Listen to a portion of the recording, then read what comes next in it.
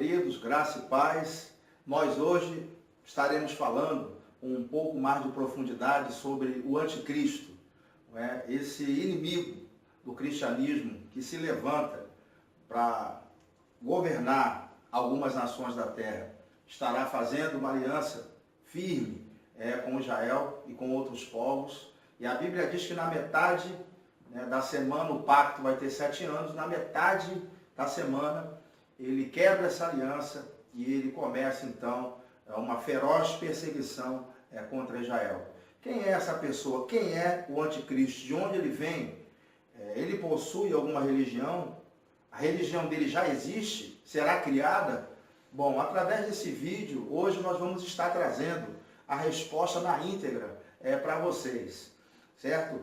Eu gostaria de trazer logo uma exposição que no Antigo Testamento, o anticristo, ele se apresenta mais como líder militar e também como líder político. As passagens do Antigo Testamento, como Zacarias, Joel, Ezequiel, Isaías, Jeremias, são passagens que apresentam o anticristo mais como líder político e militar. Mas o Novo Testamento ele nos dá um outro vislumbre.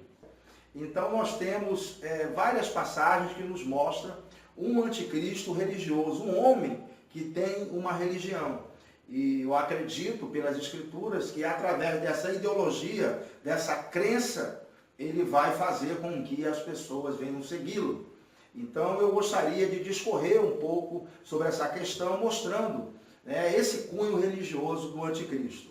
O primeiro texto que nós vamos abrir é o texto de Mateus, o capítulo 24, a partir do versículo de número 15, que diz assim: quando, pois, virdes está no lugar santo a abominação da desolação predita pelo profeta Daniel, quem lê entenda. Se, pois, alguém vos disser, eis aqui o Cristo, ou ei-lo aí, não acrediteis, porque hão de surgir falsos cristos e falsos profetas e farão grandes sinais e prodígios, de modo que, se possível fora, enganaria até os escolhidos.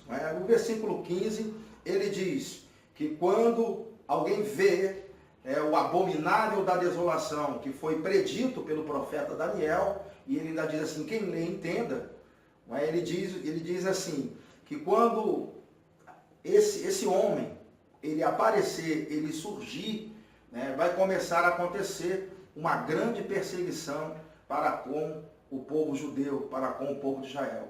E a palavra abominável aí, que aparece, é bideluma, é a palavra grega bideluma, que significa uma coisa suja, horrível, referente a ídolos e coisas pertencentes à idolatria.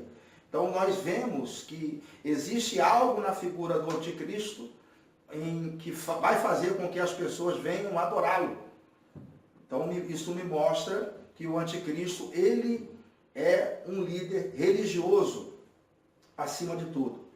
Um outro texto que eu gostaria de ler para vocês é o texto de 2 Tessalonicenses, capítulo 2, versículo 3. Então Jesus ele repete o que disse Daniel, e ele começa também a dizer que vão surgir falsos cristos e também falsos profetas. Então nota-se que esse período de tribulação, ele é um período caracterizado principalmente por essa religião que começa a surgir com força.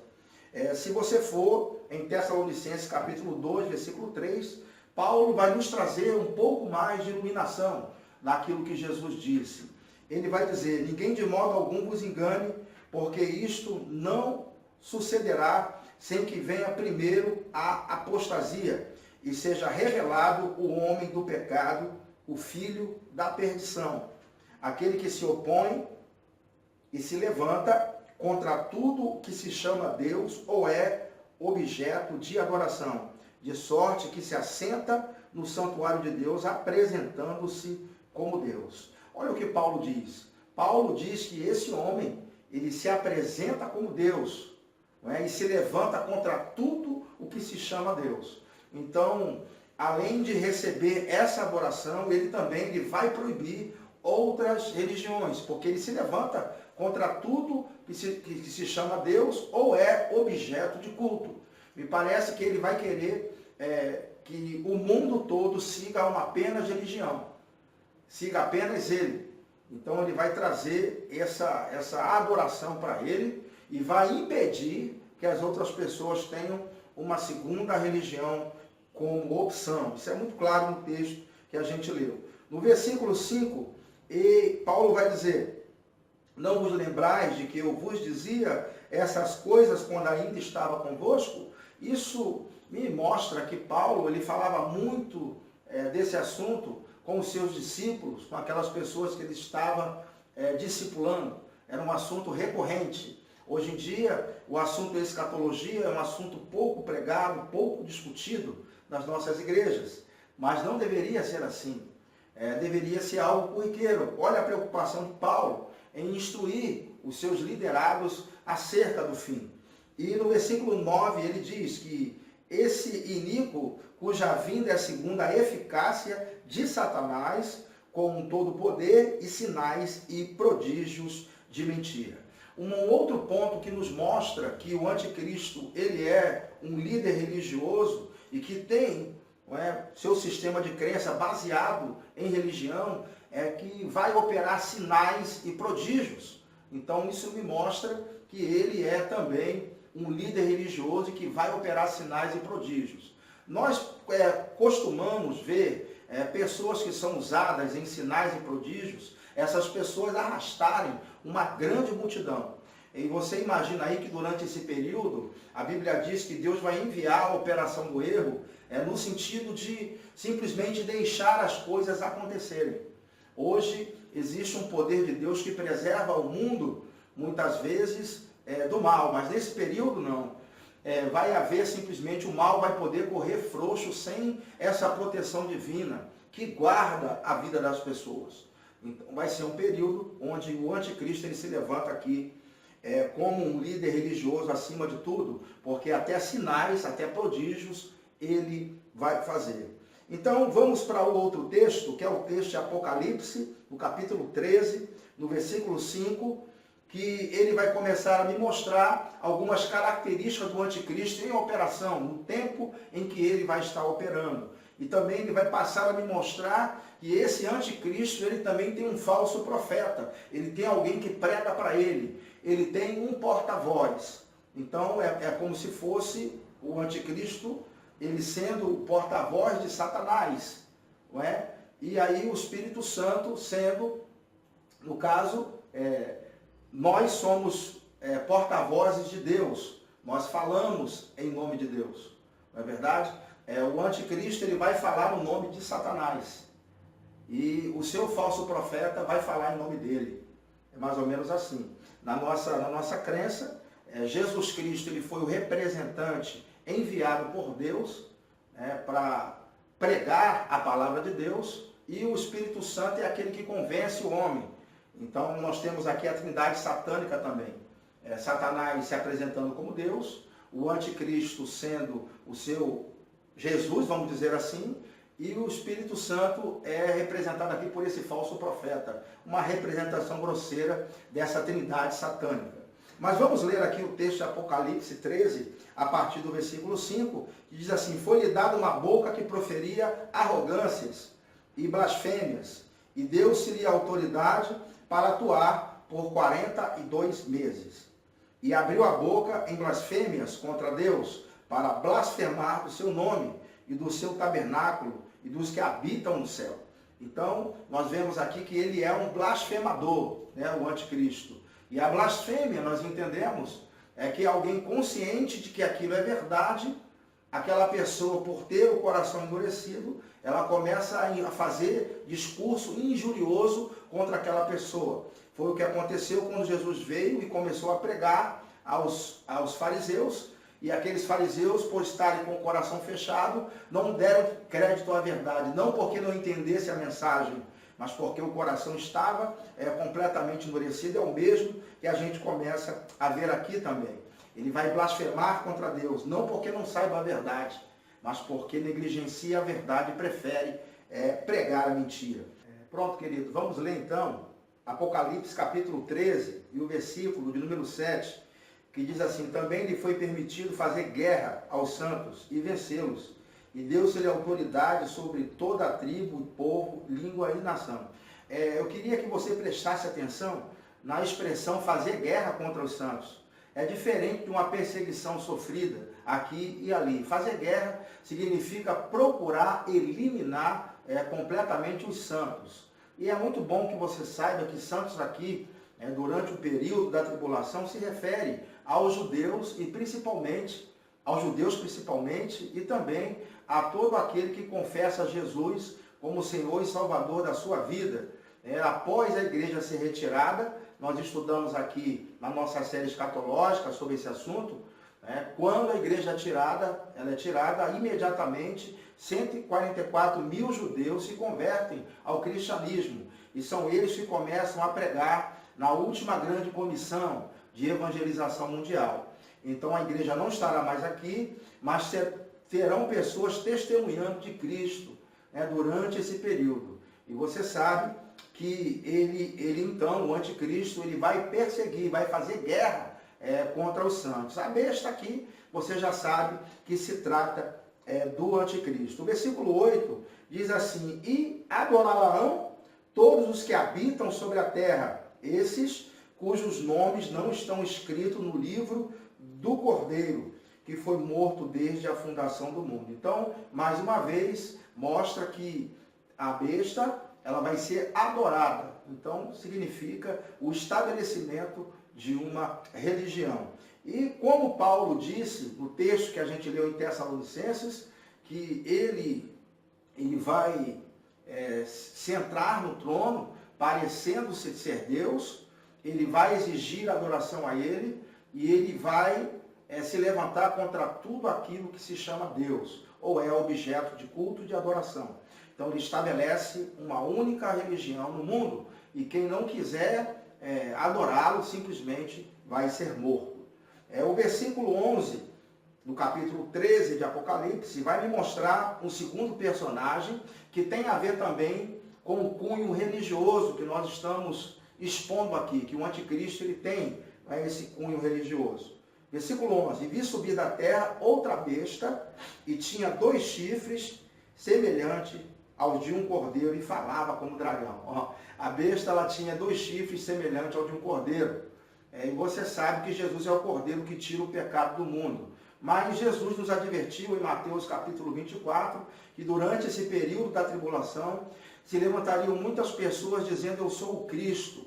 Muitos falsos profetas iriam se levantar, e estes também faziam grandes sinais. Um deles vai ser justamente o falso profeta, que é o pregador do anticristo.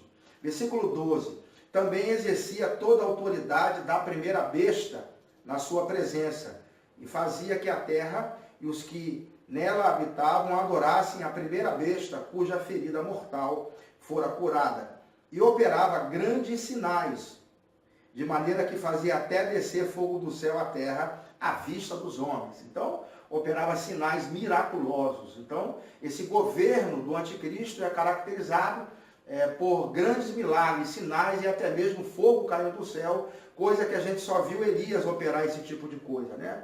Para que caísse fogo do céu, apenas Elias, o profeta, operou esse tipo de milagre. O versículo 14 vai dizer: por meio dos sinais que lhe foi permitido fazer, na presença da besta, enganava os que habitavam sobre a terra, e lhes dizia que fizesse uma imagem à besta, que recebera a ferida da espada e vivia.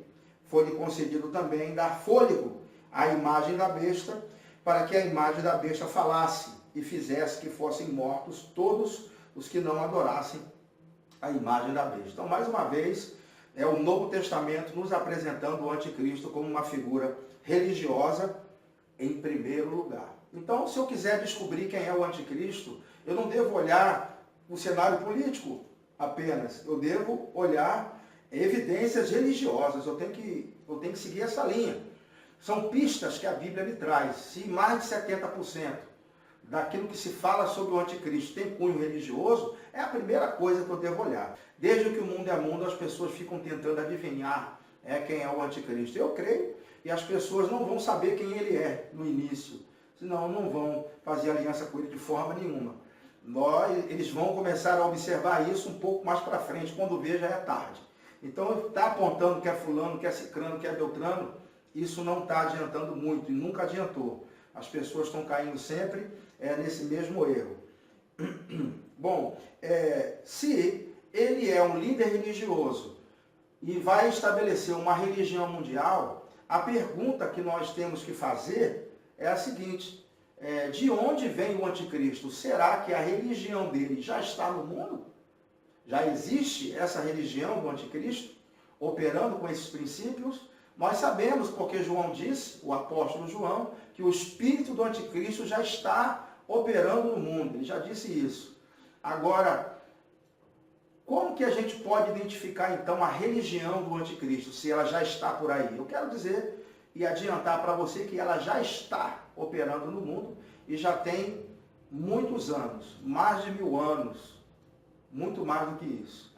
Essa religião já está em operação durante muito tempo e nós só precisamos agora identificar e dizer a você. Antes de dizer a você a religião que o anticristo pertence ao anticristo, eu quero ler com vocês 1 de João, capítulo 2, versículo 22, para começar a embasar aquilo que eu vou dizer a vocês. 1 de João, capítulo 2, versículo 22, diz assim: quem é o mentiroso, senão aquele que nega que Jesus é o Cristo? Então, começamos a ver que o mentiroso é aquele que nega que Jesus seja o Cristo. Esse mesmo é o anticristo. Esse que nega o Pai e o Filho. Qualquer que nega o Filho também não tem o Pai. E aquele que confessa o Filho tem também o Pai. Então ele está dizendo que o anticristo é aquele que nega que Jesus seja o Cristo. E ele nega tanto o Pai quanto o Filho. Bom, já vou dizer já que não é a Igreja Católica, como muita gente diz. É o Papa, a Igreja Católica. Tem até certo fundamento, não é? Nossos amigos, nossos colegas de interpretação, muita gente boa, não é? Interpreta dessa maneira, mas eu vou dizer que não é. Roma não é simplesmente essa questão do Papa. Por quê? Eles dizem que a Igreja, o Império Romano, ele se desmantelou em duas pernas, o Império Romano do Ocidente e o Império Romano do Oriente. O do Ocidente caiu em 476, não é? Ficando com uma única perna, a do Império Romano do Oriente. E eles dizem que o papado, ou seja, a Igreja Católica, ela assumiu, né, o poder desde a queda em 476 e ela ficou sendo a parte das pernas de ferro ali do Império Romano que se foi. Então eles acreditam que a Igreja Católica, ou na figura do Papa, o Papa sendo o anticristo e a Igreja Católica sendo o substituto, não é, do Império Romano. Tem até um certo fundamento, mas, irmãos, não pode ser a Igreja Católica, porque o texto que a gente leu de João diz que o espírito do anticristo, ele nega que Jesus seja o Cristo. A Igreja Católica reconhece que Jesus é o Cristo. E não nega o Pai e também não nega o Filho, nem nega a Trindade. Nós sabemos disso. E só existe uma religião que nega isso. Deixa eu dizer que negar é diferente de não crer. Não crer está mais ligado ao sistema de crença que se tem. Não se abre mão do sistema de crença que se tem, não é? Para aceitar a outro. Isso é não crer. Agora, negar é diferente. Negar significa, mesmo sabendo que aquilo tem fundo de verdade, a pessoa simplesmente nega e não quer saber daquele tipo de posicionamento. Isso é negar, ir contra. É diferente, eles vão contra. Então essa religião que nega que Jesus seja o Cristo, que João fala aqui, muito bem, ela já existe. Ela começou no ano de 610, mais ou menos. Nós podemos chamá-la de islamismo. Essa é a religião do anticristo. Eu vou começar a defender isso. Vai ser uma defesa bem longa, porque eu demorei até mesmo a aceitar esse tipo de visão escatológica. Eu resisti um pouco, mas estudando profundamente o assunto, me deparando com muitos autores, muitos livros, olhando para as Escrituras, observando atentamente, eu acabei chegando a essa conclusão e posso dizer a vocês aí com 99% de certeza que a religião do anticristo é o islamismo. Por quê? Vamos começar partindo desse ponto. Eu tenho muitas provas, não é? Estou só começando aqui a defender. Eu quero começar com esse ponto, porque os muçulmanos, o islamismo, eles negam simplesmente que Jesus Cristo ele tenha morrido pelos nossos pecados. Então ele nega simplesmente o sacrifício de Jesus. Já é o primeiro ponto. Também nega que Deus tenha gerado alguém, que Deus tenha sido pai de alguém. Isso é uma das maiores blasfêmias dentro do mundo muçulmano, você dizer que Deus é pai de alguém. Eles repetem 5 vezes por dia que Deus não foi gerado por ninguém e a ninguém gerou. Olhando para o Oriente, olhando para o Ocidente, para o Norte, para o Sul, eles repetem isso 5 vezes ao dia. Então isso é algo que já está na doutrina deles. Não apenas eles têm essa negação, como também eles matam quem pensa ao contrário. E você sabe que o islamismo é caracterizado por uma religião que converte à força. E nós vemos isso muito veementemente, hoje em dia, através da televisão. O Estado Islâmico continua decapitando, não é, as pessoas que eles chamam de infiéis, que são aqueles que não creem, que não enxergam como ele. Então, hoje em dia, eles já matam por sua crença. E eles acabam matando por decapitação. Eu queria mostrar para vocês nas Escrituras isso acontecendo. Os mártires da tribulação, eles são decapitados, eles são degolados. E nós vemos que isso é algo que já está escrito no Alcorão, já está escrito na Suna, que são os livros que os muçulmanos usam, o Alcorão e a Suna. Já vou falar especificamente sobre esses livros daqui a pouco, mas já estou adiantando que está escrito lá. Essas pessoas que negam devem morrer por decapitação. E é o que a gente vê. Nota-se que o método de decapitação é um método muito primitivo. Eles poderiam matar com um tiro na cabeça, com uma injeção letal, mas matar por decapitação é algo que eles já fazem isso desde o século VII. Eles já fazem esse tipo de coisa. Então vamos lá, que eu quero ler com vocês Apocalipse capítulo 6, versículo 9, que diz assim, falando sobre o período da tribulação. Quando abriu o 5º selo, vi debaixo do altar as almas dos que tinham sido mortos por causa da palavra de Deus e por causa do testemunho que deram. Então eles foram mortos por causa da palavra de Deus e por causa do testemunho que deram. Testemunho aqui é que eles estão testemunhando de Jesus, que Jesus morreu ao 3º dia, que ele ressuscitou, que ele morreu pelos nossos pecados, e isso para um muçulmano é impensável. Para ele, Jesus é um profeta menor do que Maomé. Eles chamam de o profeta Issa. E eles estão aguardando o dia em que Jesus vai voltar. Mas Jesus vai vir como um radical islâmico. A gente vai falar sobre isso ainda, não é? Nesse vídeo. Nós estaremos falando dessa questão, que eles também têm uma escatologia. Para quem não sabe. Os muçulmanos têm uma escatologia e ela é completamente oposta à nossa. Eles creem dessa forma. Então Jesus, para eles, foi simplesmente um profeta como o outro qualquer. Mas as pessoas que estão sendo mortas por causa do testemunho e por causa da palavra. Então nota-se que existe uma perseguição religiosa aqui sendo colocada durante o período da tribulação. Vamos ler Apocalipse, capítulo 20, versículo 4, que diz assim, então vi uns tronos e os que se assentaram sobre eles foi dado o poder de julgar. E vi as almas daqueles que foram degolados por causa do testemunho de Jesus e da palavra de Deus. Então, as testemunhas que aparecem no capítulo 6, debaixo do altar, as almas deles, são as mesmas almas que João vê aqui. Elas ressuscitando, porque elas foram degoladas ou decapitadas por causa da palavra de Deus, mais uma vez, e por causa do testemunho que deram. Então, trata-se de perseguição. Ora, se eles matam até hoje por decapitação e perseguem os infiéis, sejam eles cristãos ou judeus, e eles convertem à força, você imagine durante esse período onde não vai mais haver a graça de Deus que traz proteção para toda a humanidade.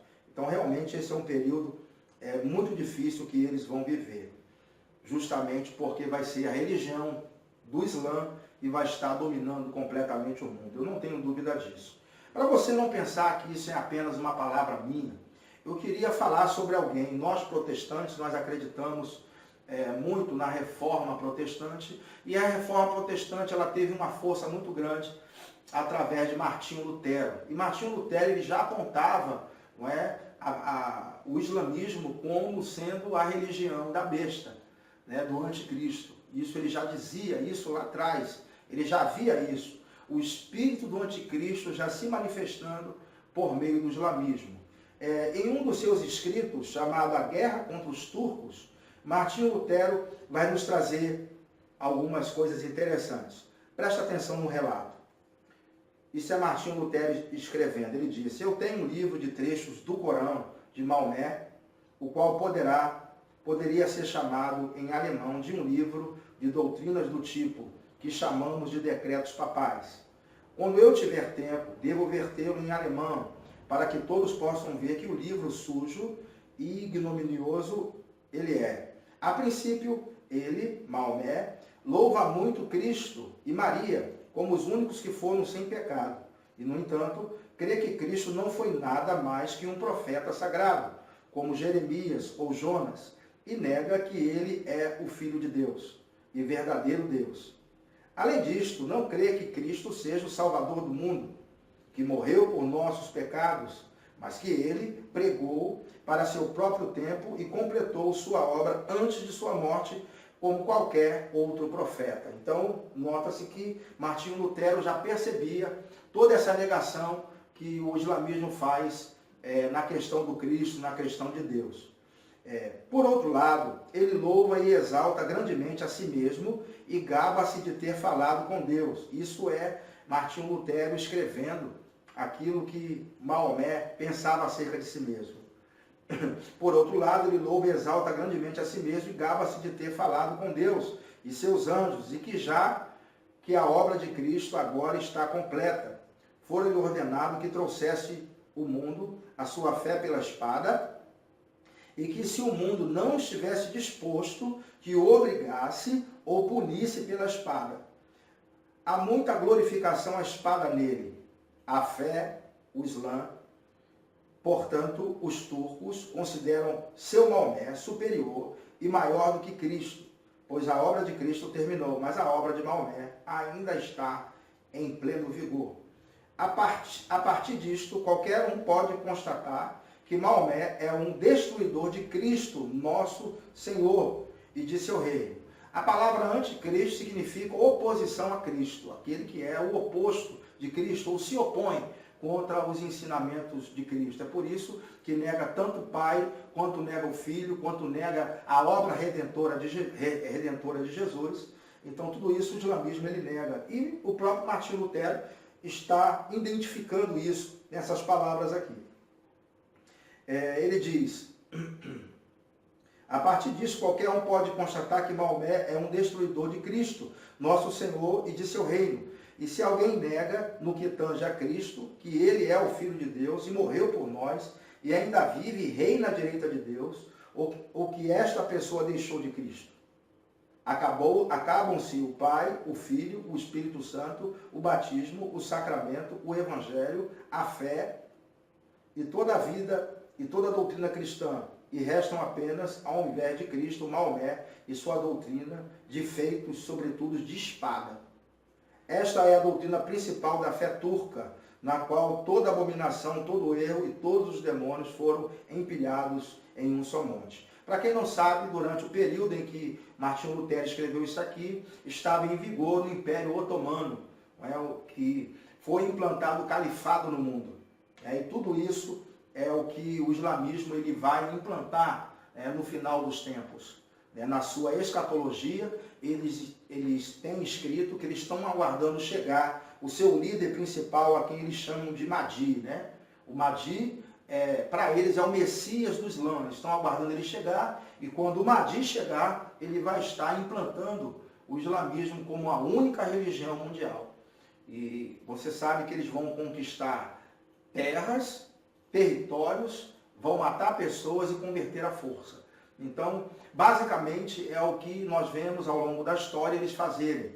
É uma religião violenta, tem um disfarce de paz, é apenas um disfarce, mas se você estudar a fundo, você vai perceber que eles estão dispostos a tudo por causa da sua fé, principalmente matar em prol de conquistas. Nós vamos agora começar a falar sobre a escatologia islâmica. Vou dar uma pausa nesse vídeo, para ele não ficar muito longo, não é?